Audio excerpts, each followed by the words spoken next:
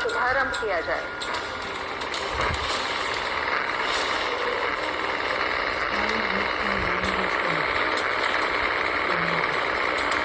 भारत के मुख्य न्यायमूर्ति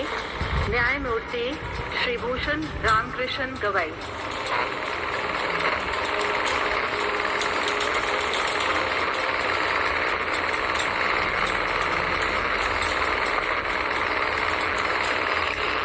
मैं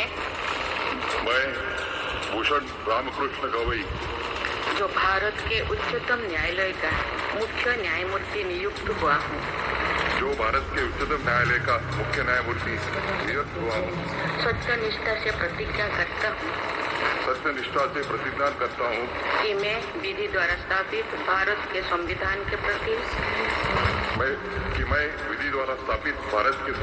प्रति सच्ची श्रद्धा और निष्ठा रखूंगा।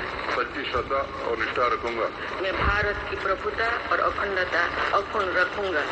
मैं भारत की प्रभुता और अखंडता अक्षुण्य रखूंगा तथा मैं सम्यक प्रकार से और श्रद्धापूर्वक तथा अपनी पूरी योग्यता, ज्ञान और विवेक से तथा मैं सम्यक प्रकार से और श्रद्धापूर्वक तथा अपनी पूरी योग्यता, ज्ञान और विवेक से अपने पद के कर्तव्यों